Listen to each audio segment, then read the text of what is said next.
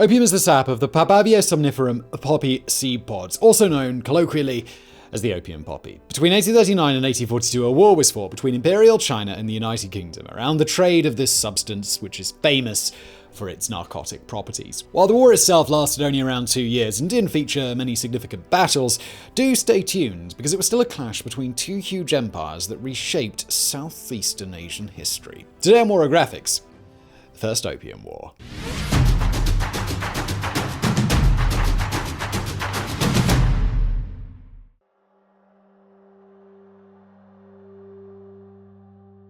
The root cause of the Opium War was that Britain had begun to sell copious amounts of illegal narcotics to the Chinese, and shockingly, Chinese officials didn't like that very much. But why was a growing portion of the Chinese population so enamored with this drug? Well, life as a poor person sucked, and opium made it suck less. It's also extremely addictive, and key to our story today, since 1796, trading, importing, and growing opium had been illegal in China. Naturally, the local Chinese people, mostly in remote areas where they'd been left in peace, still grew poppies and refined opium, but as we shall see, it wasn't anywhere near enough. But similar to modern drug epidemics, attempts to stop trading the drug didn't really work out. China's top supplier and the biggest drug dealer in the world, as aforementioned Britain, had their work cut out for them, and they hatched a devious plan to still sell as much opium to China as they possibly could. To make the Chinese populace even more dependent, British traders, or rather smugglers in this case, started offering free opium samples to spread their range. Hidden in their regular wares, those samples were stored in things like small glasses, cans, or bags that could then be passed on to Chinese traders. These traders then sold illegally obtained opium on the black market. This unsurprisingly worked, and before long, China demanded an increasing amount of opium from the British, whose traders come smugglers gladly provided.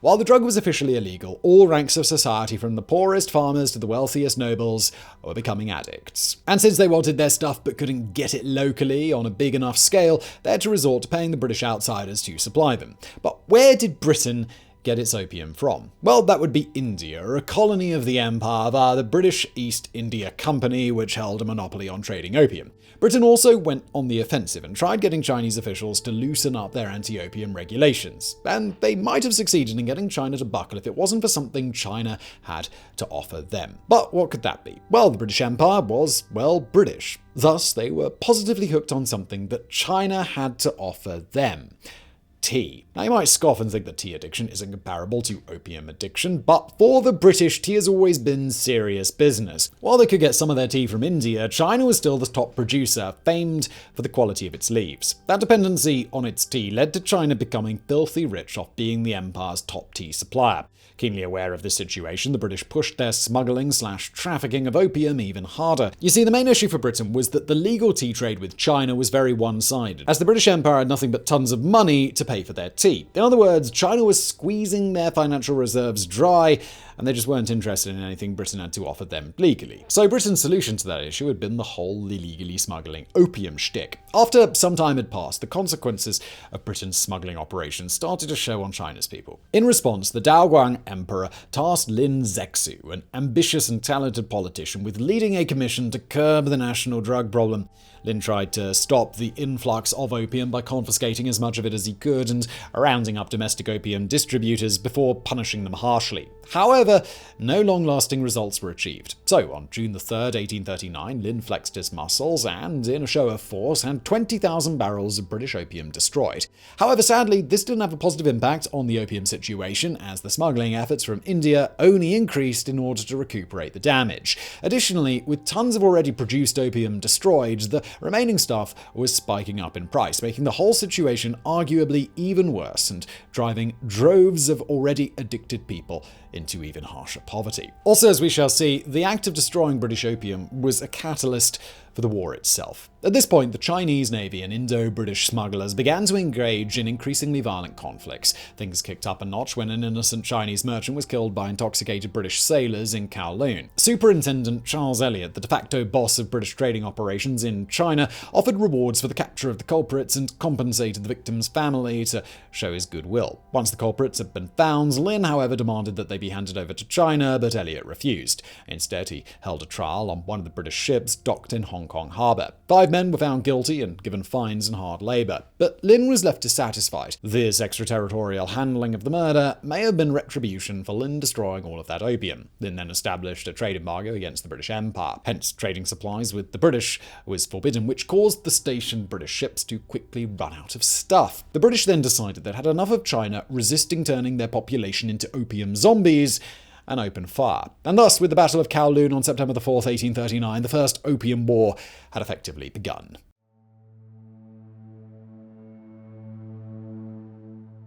Essentially, this battle was about Britain seeking to break up the embargo Lin had issued. Elliot sailed to Kowloon to get some supplies during the embargo with 3 ships. 3 Chinese war junks, small but armoured, were encountered, and Elliot sent his interpreter to those ships. He put forth Elliot's demands, the purchase of provisions, which didn't go as planned. Hours went by, and Elliot got progressively more pissed off. Eventually, he simplified things. Allow us the purchase of rations, or we will sink your junks. The stated time ran out, nothing happens, and the British opened fire. The Chinese fired back, and with support from a nearby onshore fort, the British retreated. The British ships soon came back with reinforcements, fighting the Chinese to a stalemate. In the end, 2 Chinese sailors were killed, 6 were wounded, and 3 Brits were injured. And that is how the First Opium War started. Pretty much exactly 2 weeks after Kowloon, the next engagement in the war took place, and that was the Battle of Chuenpi. Chuenpi began with a blockade ordered by Elliot of the Pearl River on November 3rd, 1839. So why did Elliot think that the blockade was a good idea? Well,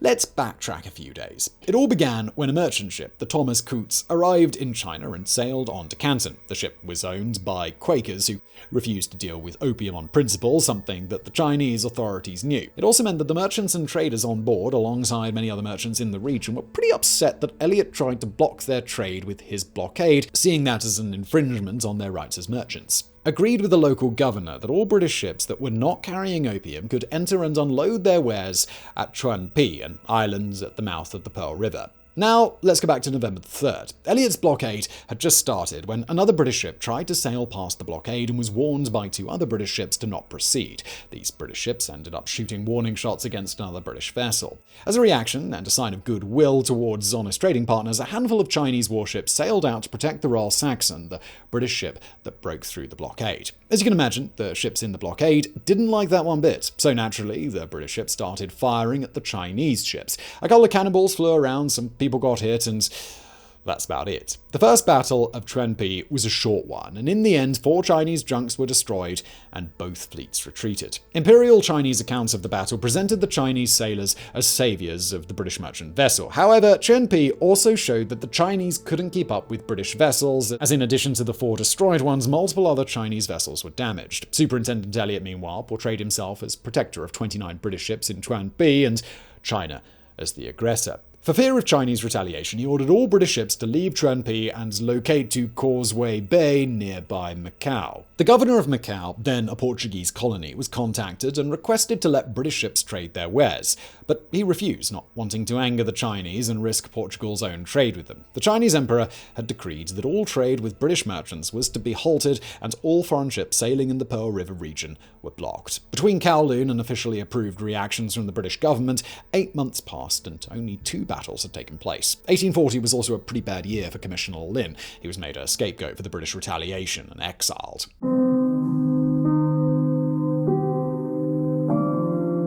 Now let's look at Britain itself. You have to consider that messengers took their sweet time to travel in the olden days, so for the first months of the conflict, everything that happened in China was entirely the responsibility of Superintendent Elliot and Commissioner Lin. But once the news hit London, things picked up speed. The war with China was repeatedly decried as immoral by both Parliament and the population, as the consequences of opium consumption were well known in Britain as well. On the flip side, there was also a lot of outcry over how British dignitaries were treated by the Chinese. They felt as if China had slighted the British Empire. Also, it turns out that the dope trade, just then as it is now, was just too darn profitable to give up. The Whigs, leading the government, were the loudest pro-war faction, shouting battle cries and calling for some good old ultra-violence against the despotism and cruelty in China. On October 1st, 1839, an expedition was sent out to China, and in November, Foreign Minister Palmerston instructed the Governor of India, George Eden, to prepare military action against China. In late February 1840, Palmerston drafted 2 letters, one to Elliot, the other to the Chinese imperial government. The letter could be summed up as,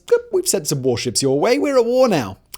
By the way, jolly good. The letter to Superintendent Elliot included a list of demands to be made as well as a course of action. Meanwhile, in London, internal struggles delayed deciding how to face the whole situation. Lord Palmerston, a Whig, led the pro-war faction, arguing that the opium Lin had destroyed was in fact British property and not contraband, so reparations needed to be paid. Palmerston drafted a letter to British Prime Minister William Melbourne pushing him for a military response. Though leading Tories tried to stop it, after 3 days of debate, a vote was held and war was officially declared on April 3, 1840, a whole 8 months after the first shots were fired.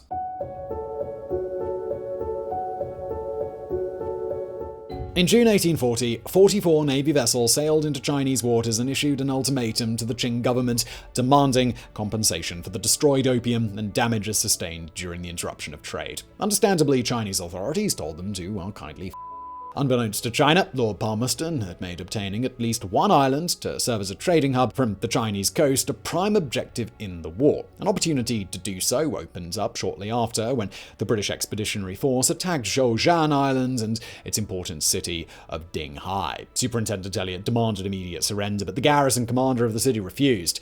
Elliot opened fire. 12 Chinese war junks sunk to the bottom of the ocean, and the hills south of Port Dinghai were captured. On the 5th of July, the British took control of the city itself and made it their base of operations for the rest of the war. After the capture of Dinghai, British forces were split in two. One went north to the Yellow Sea, off the coast of eastern China's mainland, and the other was sent to the Pearl River. The army headed for the Yellow Sea had Superintendent Elliot himself in it and headed to meet authorities only subject to Emperor Qing himself. The highest-ranking person present, Governor-General of Canton Qishan, and Superintendent Elliot engaged in negotiations. In exchange for the British retreating from the Yellow Sea, Qishan promised to compensate British traders who had sustained damages from the destroyed opium. Still, the Opium War was ongoing, even if Qishan and Superintendent Elliot could have ended the war.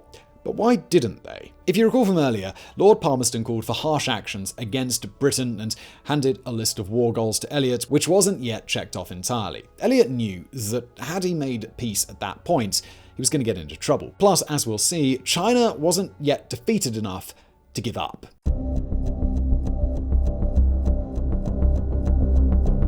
The year 1841 was another slow one in terms of actual fights and battles. A key place along the Canton River is Humen and its port, a strait that marks the spot where the Pearl River discharges into the southern Chinese Sea. Controlling a large section of the Pearl River would also put pressure on the Chinese authorities to open negotiations. As was to be expected, the Chinese got wind of the British plans and reinforced their positions around Humen to have around 10,000 soldiers. The British arrived on January the 7th. The Second Battle of Chuenpi led to the destruction of 11 Chinese war junks and, much more devastatingly, the capture of all forts along the Humen Strait. In late spring, the British force sent to the Yellow Sea received reinforcements from India to help with the attack on the province of Canton. The Pearl River Delta was exceedingly important to China, and the British knew that. Qishan, the Governor-General of Canton, knew that the British knew, and so was forced to reopen negotiations with Superintendent Elliot. The two of them met on January the 21st and agreed to the Convention of Chuenpi, another attempt to stop the war. During these negotiations, it was agreed that Hong Kong would be exchanged for the city of Zhoushan. Zhoushan, the largest island in the eponymous archipelago, had been captured by the British on July the 6th, 1840. It was an important administrative centre in the southeast, and thus was of higher importance to the Chinese than Hong Kong was. They also agreed on diplomatic equality between Britain and China and reopening trade in Canton by February 1841, as well as the release of British POWs. Additionally, China would reimburse the British Empire $6 million silver for the opium that Lin had destroyed. So, sounds good, right? Well, yes, except for the fact that both the British and Chinese governments didn't agree with this. If anything, both were pissed off by Qishan and Elliot punching above their pay grade and signing the treaty without explicit permission. Emperor Daoguang ordered Qishan arrested and even at first, sentenced to death. Meanwhile, Lord Palmerston recalled Superintendent Elliot back from his post. Firstly, because Elliot acted too independently, and secondly, because Palmerston didn't want peace. He wanted to squeeze more concessions out of China. In the following weeks, the remaining forts in the Humen were captured, and important small-scale battles were won, all of which opened up more of Canton to the British. Funnily enough, at this point, Superintendent Elliot still had no idea that it had been dismissed. Even after the truce ended on March the 6th, Elliot was still against aggressive measures and would much rather negotiate with the Chinese authorities. Likewise, the Chinese forces focused on setting up defensive positions rather than reconquering lost ground. But British troops spotted their Chinese counterparts building stuff and wrongly assumed that they must be getting ready for an attack. Worried, they relayed the information to Superintendent Elliot. Because of the false information he had received from his troops, however, Elliot launched an attack on the heart of Canton Province, Canton City, on March the 18th. Long story short, the city was easily captured and partially occupied by the British, who grabbed as much industry as possible. This was then followed by another truce on March the 20th. Furthermore, Elliot restored most Royal Navy warships under his command to the Humen, a decision that didn't sit well with the subordinate officers. By mid-April, following a decree of the Governor-General of Liangguang, the province in which Canton lay, trade was to remain open and emissaries were sent to Superintendent Elliot to negotiate. The Chinese, meanwhile, had used the recent truce to strengthen their military. This included stationing 50,000 soldiers directly outside of Canton and constructing hidden batteries all along the Pearl River. Furthermore, hundreds of small riverboats were retrofitted into tiny warships. All of this served a plan by the Daoguang Emperor. Get the Chinese forces up to par to retake the Canton River and reclaim Hong Kong before kicking the invading Brits out of China altogether.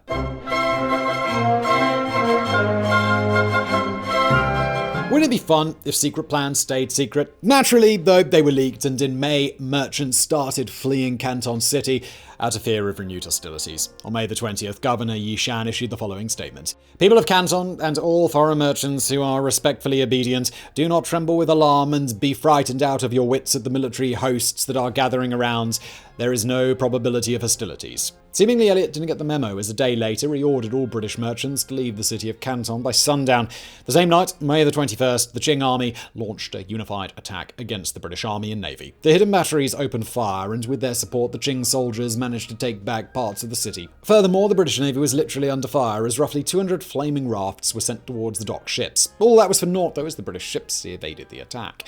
Further, British officers ordered the forces stationed in Hong Kong to head to Canton City as quickly as possible. Once they arrived, the city of Canton was victim to a brutal bombardment. All of the forts around Canton that had been lost during the battle for the city were recaptured. Panicked, the Qing soldiers fled and were pursued by the British soldiers far into the countryside. By May the 30th, 9 days after the battle had begun, the fighting finally subsided and Canton was captured by the British. On May the 31st, a ceasefire was agreed on under terms of a limited peace. The British were paid off to abandon the forts they captured and retreat beyond the Humen line, a strait that was littered with forts and other settlements located where the Pearl River flows into the Chinese Sea. The agreement was signed by Elliot, again without authorization from either the army or the navy. Elliot still had no idea that he wasn't superintendent anymore. Back at the Imperial Chinese court, the battle for Canton was declared a diplomatic success by Yishan.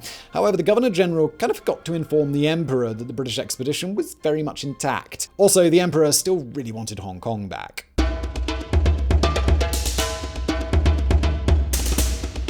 Diplomatically kicked out of Canton, the Brits simply set up shop in Hong Kong. Elliot was again pushing for more diplomatic approaches, while Elliot's subordinate officers and the rest of the expedition force wanted more blood and to capture the southeastern coastal city of Amoy. But finally, on July the 29th, Elliot received the info that he'd been kicked out of office by Palmerston. His replacement was Henry Pottinger, who arrived in Hong Kong on August the 10th. Pottinger had bigger visions than Elliot and strived not to only negotiate with the Chinese on matters regarding the Canton region, but all of China. To achieve this, he gave his seal of approval on aggressive plans and, in cooperation with a local British Navy commander, a move toward the north to capture Amoy was set for August the 21st. By August the 25th, the British army arrived at Amoy, a city prepared for a naval assault. The Chinese defences seemed to leave an impression, as the British officers decided against a purely naval attack and instead opted for a combined naval and ground attack. The next day, the attack had begun, and the largest Chinese batteries resisted well. However, these positions were eventually overrun and captured by British infantry troops. 2 days later, though, Amoy was being abandoned and the Brits just waltzed in. However, by order of Foreign Minister Lord Palmerston, looting was forbidden, as Amoy was deemed to be a fine contender for an international trade port once all of the bloodshed was over. In the days that followed, however, the Qing army stormed into Amoy, retook it, and restored order.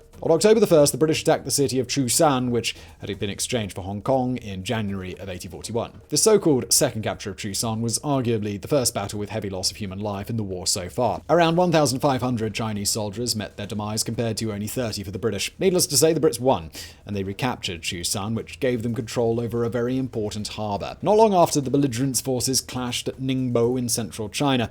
Eventually, Chinese officials decided to evacuate the city, thereby allowing the Brits to take it without resistance. After the capture of Ningbo, fighting gradually ceased as the winter of 1841 rolled on. The British troops used that time to stock up on resources, while for the first time in months, the Daoguang Emperor got truthful reports. You see, reports the Emperor had received were heavily downplaying the British threat, probably as to not upset him. Eventually, he got a whiff of the truth and ordered the governors of nearby provinces to provide him with authentic reports. When they did, Daoguang realized in what deep he truly was, and he hastily readied cities and towns against naval attacks.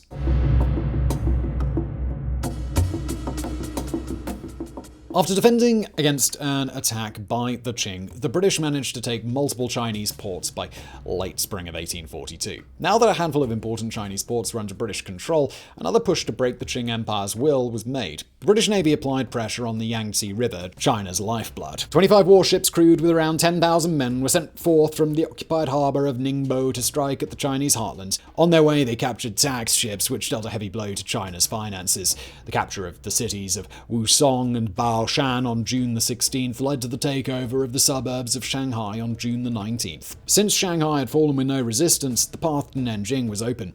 In preparation, 56,000 defensive men were gathered. However, defending Nanjing wasn't getting China's full attention, as British aggression in northern China threatened an attack on Beijing, the Chinese capital.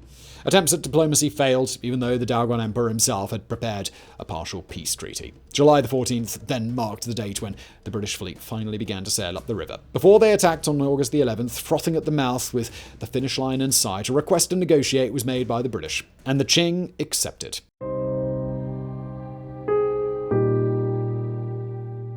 As the clear winner, the British Empire put the screws to the Chinese in what came to be known as the Unequal Treaty of Nanjing. Negotiations started on August the 14th, and the treaty was signed on the 29th. Essentially, China was forced to pay for damages on the fleet that had been shot to smithereens and pay for the burned opium, coming up to around $726 million in modern money. Worse was that China had to open up to British diplomats and hand over Hong Kong to the Empire. Also in 1843, China was obliged to open 5 ports to British merchants. In hindsight, the First Opium War was rather pointless. While England had won money and an important trading hub, the key point was still wonky. You see, the treaties of 1842 and 1843 left several unsettled issues, including the root cause of the war, the opium trafficking. The British Empire was still the world's biggest drug dealer, while Chinese officials continued to crack down on British smugglers. Regardless, for about a decade and a half, a somewhat peaceful arrangement surrounding the trade of opium was in effect until round 2 started, but that's for a future video.